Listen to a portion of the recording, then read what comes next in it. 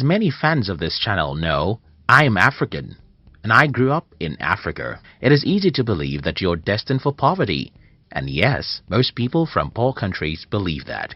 However, when I was around 17, I started questioning such assumptions, and the reason for my different opinions is because I often see rich people even in my country. But there are some other explanations for the reasons why some people are rich in poor countries. It may be that these people do ugly or illegal stuff. Maybe their father is a politician who has stolen a lot of money, or maybe it's just luck. Anyway, I decided to study how money works and see myself whether being rich has something to do with luck, stealing, or anything like that. By age 20, I already knew the formula of wealth creation, and I was ready to follow such formula. In today's video, I'll be sharing with you how to be rich in a poor country. If you're new here, consider subscribing so that you won't miss other interesting videos like this. Riches has no home. In his book, The Science of Getting Rich, Wallace D. Wattles provoked us to think about something very important. He asked us to stop thinking about poverty as though it caused by certain geographical location, but because if poverty has something to do with a particular geographical location, then certain people in certain geographical locations will be poor, while everybody else will be rich. But that's not so. As we make this video today, millions of people are poor even in the richest countries of the world. For example, more than 70% of Americans live from paycheck to paycheck, according to some studies. And think about this, many people even in the poorest countries of the world are very wealthy. What does this tell us? I think it's very simple. Money doesn't have anything to do with where you live. But there's another problem here. If money doesn't have anything to do with where you live, then why do we have more poor people in certain continents than others? Why do we have more poverty in Africa and Asia than in Europe or America? I think I have an answer, and that has to do with conditioning.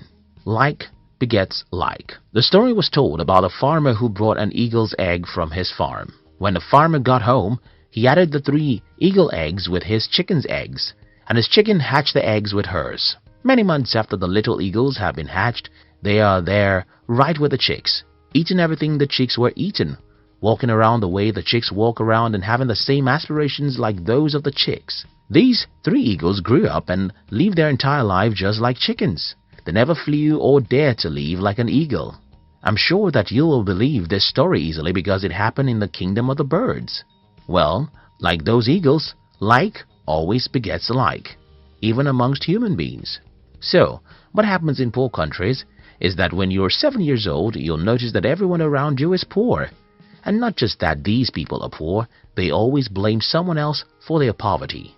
At age 7, you may not understand these people, but by the time you're 17, you're already successfully initiated into their evil world. What then happens is that as a young adult, whether you listen to your father, your mother, your uncles or teachers, everyone is blaming someone else for their state of being poor. It doesn't matter how strong you are, the natural thing to do is to become like these people. By the time an average human is 21 in a poor country, he has started thinking that the reason why he is poor is that the government or devil makes him poor. From this point, you can see how easy it is for these people to be poor and also make their children poor. It's pretty simple. Whenever you blame someone else for your life, what you're doing is folding your arms and saying, "It's not my fault. Let the man who causes man's poverty to come and make me rich. It's not my fault. Let the man who causes poverty to come make me rich." So the number one reason why most people are poor in poor countries is that everyone around them is poor when they are growing up. These people would not have become poor solely because everyone is poor. It's even worse because most poor people blame someone else for their poverty, and then they successfully teach their children to learn how to blame others for their lives. They have successfully destroyed such children's lives because they too will grow up not taking responsibility for their lives.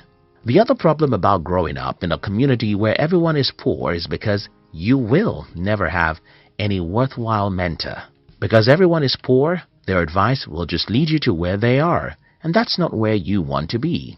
For instance, I had to stop taking advice from everyone in my family when I was about age 19. The reason I stopped taking advice from these people is that all their advice is very bad, and they think their advice is the best. For example, my family members advise me to get a university degree because if I don't have a degree, I cannot be successful in life.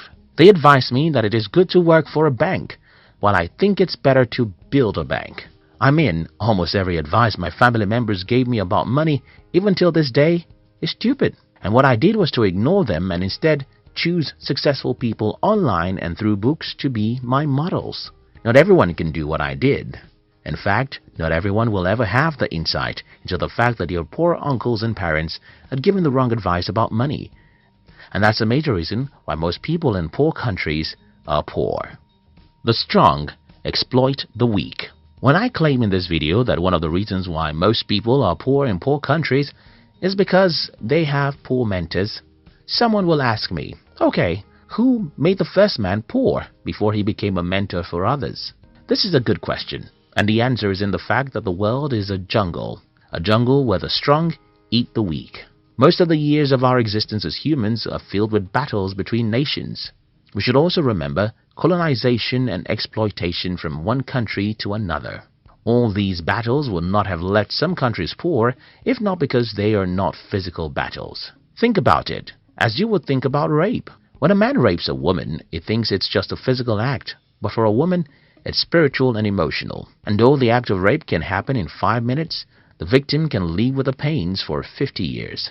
Similar things happen when a country invades, overpowers and colonizes another for many years. For those who are asking how the first man became poor, I think that is how the first man became poor. But that's not an excuse for you to be poor.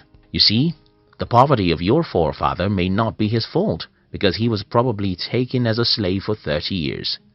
But your poverty is yours because you have the power to liberate yourself. Country and personal prosperity. Another reason why many people are poor in poor countries is that most people seem not to understand that there are differences between national prosperity and personal prosperity. Because most people don't know that there's a difference between personal and national prosperity, many people in poor countries want to run to rich countries. Many Africans want to run to America. Many Indians thought they could migrate to Europe. And that's another problem. You see, running to a rich country won't guarantee your prosperity, because even in the country that you're running to, most people are still poor. Now that I've tried to pinpoint some of the reasons why most people are poor in poor countries, let me try and show you how to be rich in a poor country. 1. Disown every mentor you have. Well, I don't mean that you should legally get rid of everyone in your life. I simply mean that you should stop taking their advice or spending much time with them, except they are positive-minded. Growing up in Africa, the culture of my tribe requires that I listen to and follow the advice of everyone who is older than me. But at about the age of 19, I started revolting against the advice of my family members, especially their advice about money. When I was 21, it had become very obvious that I was a black sheep of the family. Until today, these people just don't have any advice I can follow about money. Don't get me wrong, I love my mother, father, uncles and siblings. I love my African friends, but I don't take advice or spend time with you if you're negative. This is the first thing I think you should do if you're from a poor country. Do away with negative people. Stop taking money advice from poor people. Instead, go to the library and read books from the rich and successful people. Check online and follow some inspiring people who will make you believe in yourself. 2. Understand the difference between personal and national poverty. Don't assume that you have to be poor simply because your country is poor. You can be rich, even in a poor country. As I have explained earlier, being rich is not a factor of where you are from or where you live. Being rich is a factor of how you use your mind. 3. See the half-full cup. I suffered ill health for the first 17 years of my life, and I hated life for every minute of those sicknesses. However, a few years after I regained my health, I understood that such terrible health challenges was a blessing in disguise. The lesson here is that most bad situations have hidden opportunities in them. But human nature really takes time to look for opportunities in bad situations. If you live in a poor country, you have to learn how to see the cup of your country as half full, not half empty. You have to be positive and believe that there are opportunities for you somewhere in some corner. Only you can believe that and take proactive actions that will lead you there. In conclusion, everyone watching this video from Africa or Asia should sit down and rethink their path in life. We should stop being negative about what is possible for us. We should believe in ourselves and pursue really big dreams. We should understand that money is not a product of any geographical location, but the product of our mind. I hope this video helps someone. Thank you very much for watching our videos. I'd like to give you another interesting video for you to enjoy next. But before then, our team will be very happy if you can like this video and share it with your friends on social media. If you're new here, don't forget to subscribe, so you won't miss other interesting videos like this. Look at your screen now to see 2 other videos we handpicked for you to enjoy next. We love you.